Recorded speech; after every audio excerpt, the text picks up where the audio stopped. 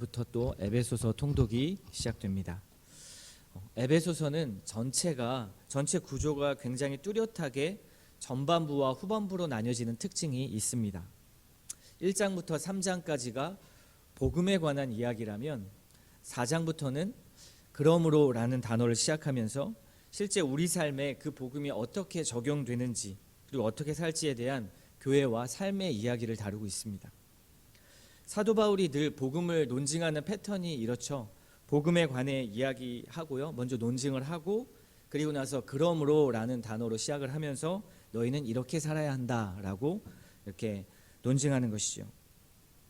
그래서 그리스도 중심적 삶이란 언제나 복음이 적용되는 삶입니다. 억지로 살아내는 삶이 아니고요. 끌려가는 삶도 아닙니다. 진정한 복음은 늘 교리가 삶의 곳곳에서 해석이 되고 풀어지는 삶, 늘 복음이 전제되고 그 말씀이 적용되는 삶인 것이죠. 그래서 믿음과 행함이 하나의 짝이라는 말도 사실 이러한 논리와 같습니다. 여러분 혹시 말씀대로 살아간다라는 것이 버겁고 기쁘지 않으시다면 꼭 자신을 한번 점검해 보십시오. 그것은 복음이 내 안에 심겨져 있는가? 혹시 그 복음이 흐려져 있어서 복음 대신 다른 무엇이 채워져 있지는 않은가를 살펴보셔야 합니다. 복음이 있어야 행함이 나타나는 것이고요. 복음이 있어야 삶에서 그 말씀이 적용되기 때문에 그렇습니다. 바울은 우리와 같이 삶으로 말씀을 살아내야 하고 또 하나님의 백성답게 살아야 할 성도들에게 실질적인 그리스도인의 윤리와 삶에 대해서 4장부터 말씀을 시작하고 있습니다. 그럼 1장부터는 바울이 무엇을 이야기했을까요? 그들이 살아가야 할 실제적 삶의 지침, 그 지침을 에베소 교인들에게 가르치고 싶어 할 때 바울은 먼저 꺼내든 그 삶의 지침을 이야기하기 전에 먼저 꺼내든 처방전이 무엇일까요? 그 말씀이 1절부터 2절에 있습니다. 하나님의 뜻으로 말미암아 그리스도의 예수 사도된 바울은 에베소에 있는 성도들과 그리스도 예수 안에 있는 신실한 자들에게 편지하노니 하나님 우리 아버지와 주 예수 그리스도로부터 은혜와 평강이 너희에게 있을지어다. 지금 바울이 에베소 성도들에게 문안 인사를 하고 있는데요. 바울의 사도권, 자신의 사도권과 그리고 신실한 성도들 모두가 예수 그리스도로부터 모든 정체성이 시작되었다고 말하고 있습니다. 또 그들에게 은혜와 평강이 있기를 축복하면서 문안 인사를 하고 있잖아요. 그런데 그 축복도 그 은혜와 평강의 출처도 하나님 우리 아버지와 라고 말하면서 강조하죠. 바로 예수 그리스도 안에서라고 말하고 있습니다. 바울의 정체성과 성도들의 정체성 그리고 은혜와 평강의 축복은 주 예수 그리스도로부터 왔다라는 사실입니다. 강조되는 것은 그리스도 안에 있다라는 것입니다. 3절 이후부터 계속 강조되는 말씀도 한번 보십시오. 3절 말씀에 그리스도 안에서 하늘에 속한 모든 신령한 복을 우리에게 주시되, 우리에게 있는 모든 신령한 복은 그리스도 안에서 시작됩니다. 이어지는 4절도 보십시오. 창세전에 그리스도 안에서 우리를 택하사라고 말합니다. 하나님께서 우리를 예정하시고 택하신 것도 바로 그리스도 안에서 택하셨다고 강조하고 있습니다. 굉장히 강조되고 있죠. 5절 말씀도 보십시오. 우리를 자기의 아들들 그리고 자녀로 삼으셨다는 말씀이 나오는데 그 근거를 또한 그리스도로 말미암아라고 말합니다. 7절도 보십시오. 7절에선 구원의 핵심인 우리의 속량과 죄 사함도 그리스도 안에서, 9절에 하나님의 경륜도 그리스도 안에서, 10절에 하늘과 땅에 있는 모든 것이 통일되고 하나 되는 하나님의 놀라운 계획도 그리스도 안에서 이루어진다고 말하고 있습니다. 그리고 12절에서는요. 장차 성도가 맞이하게 될 우리의 소망과 영광도 그리스도 안에서 있다고 강조하고 있습니다. 그리고 에베소서 이후의 본문에서도 계속 바울이 강조하고 있는 것은 예수 그리스도, 그리스도 안에서, 그리스도로 말미암아라는 이 단어로 이렇게 주님을, 예수 그리스도를 강조하고 있습니다. 성도가 창세전부터 하나님께서 택하시고 우리가 장차 미래에 얻게 될 영광에 이르기까지 성도의 모든 삶은, 그리고 모든 만물은, 모든 삼라만상은 그리스도 안에서 이루어지고 있다는 것을 지금 바울은 강조하는 것입니다. 이걸 놓치면 안 됩니다. 그런데 우리가 신앙생활 속에서 자꾸 놓치는 것 중에 하나가 바로 이것입니다. 본질이 예수 그리스도라는 사실, 그것을 놓치고 살 때가 참 많이 있습니다. 예수 그리스도를 통한 복음에서 모든 것이 시작이 되는 것인데 그걸 놓치는 것이죠. 삼위 하나님, 성부, 성자, 성령 하나님의 사역과 함께, 그리고 예수 그리스도를 근거로 성도와 교회, 가정, 세상이 새롭게 회복된다라는 것이 성경의 이야기입니다. 그런데 대부분 우리는 어떻습니까? 본질 외에 다른 것에 집중할 때가 참 많이 있죠. 모든 성경이 그리스도를 가리키고 있듯이 우리의 모든 사역과 우리의 모든 삶이 그리스도를 가리켜야 합니다. 모든 방향과 우리의 시선이요.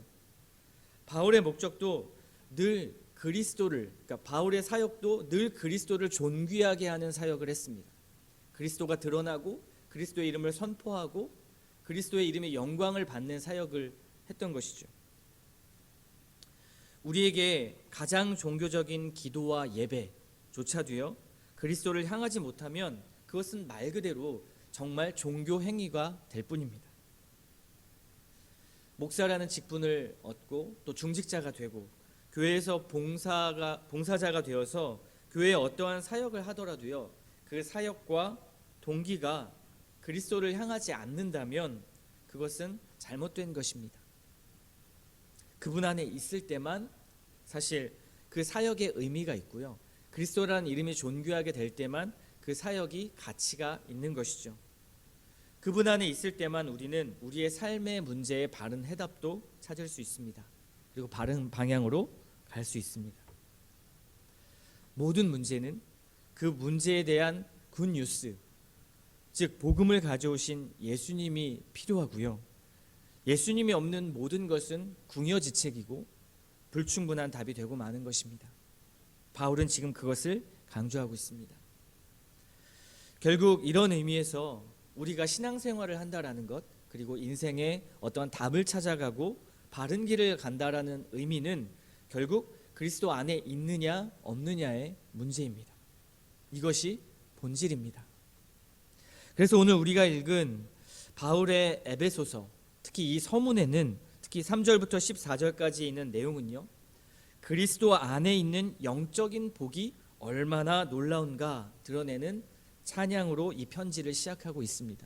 바울은 알고 있었던 것이죠.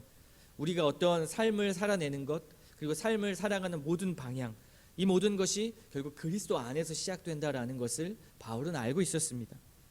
그래서 우리에게 가르치면서도 그리스도가 너무 중요하다, 복음이 중요하다라고 가르치는 것입니다.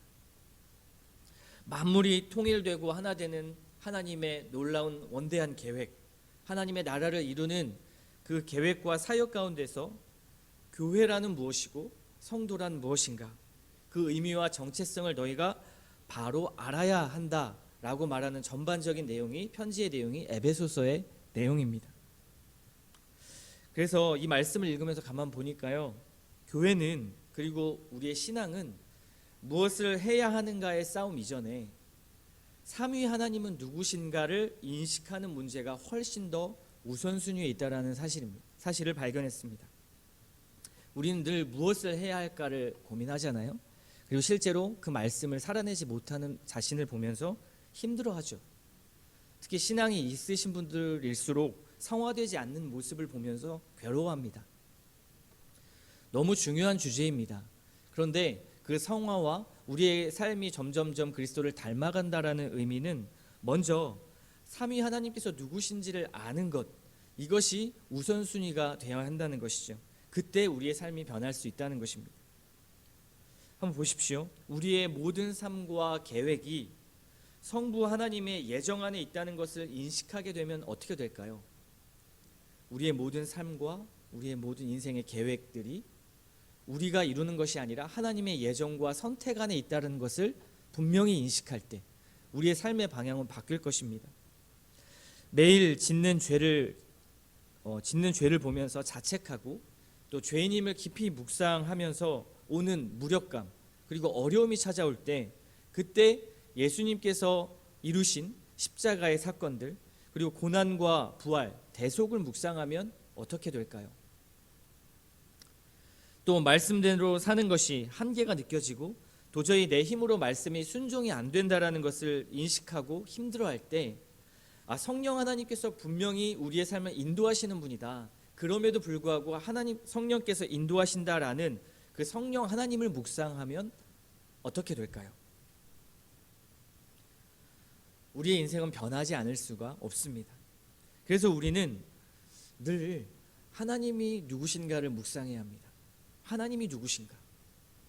삼위 하나님께서 무슨 일을 하셨는가?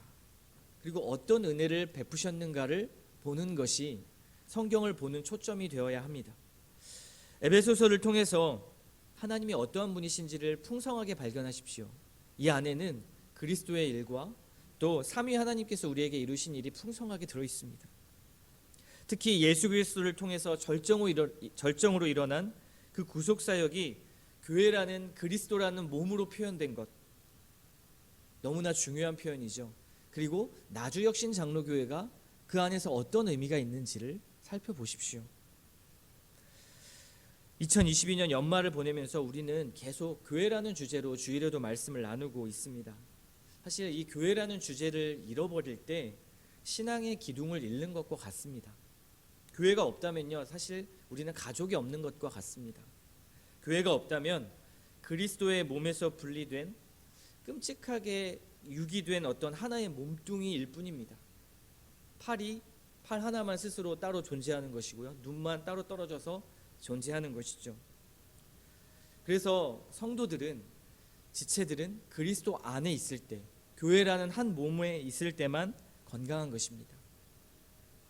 그래서 우리가 말씀대로 그분을 닮아가고 살아내고 그분을 삶으로 경험할 수 있는 근원은 교회의 머리 되시며 그리고 교회를 이루시는 예수님을 아는 것, 그것이 너무 중요합니다.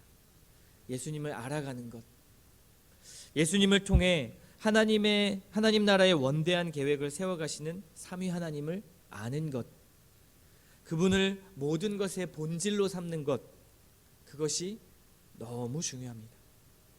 그때야 비로소 교회가, 신앙이 다가옵니다.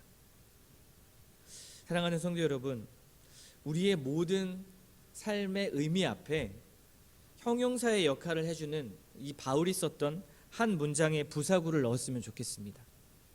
사도 바울이 썼던 그리스도 안에서라는 문장입니다. 우리의 모든 계획과 우리의 모든 삶의 앞에 그리스도 안에서라는 이 부사구를 넣어 보십시오. 그리스도로 말미암아라는 단어도 좋습니다. 이 말이 우리의 모든 삶을 수식해 준다면 어떨까요? 아마 삶의 곳곳 많은 부분들이 다시 재정의 될 것입니다. 한 해를 마무리하면서 말씀대로 살지 못하고 성과 없는 모습들을 평가하면서 너무 실망하지 마십시오. 그러나 그 삶을 반성은 하십시오. 그리고 작은 삶의 조각조각들이 그리스도 안에서 적용되었다면 어떻게 되었을까라는 것을 한번 반추해 보십시오. 나의 삶의 의미 앞에 그리스도 안에서, 그리스도로 말미암아라는 이 단어가 있었다면 어떻게 적용되었을까, 어떻게 변했을까라는 것을 한번 반성해 보십시오. 그리고 오늘 이 기도 시간에 간구했으면 좋겠습니다.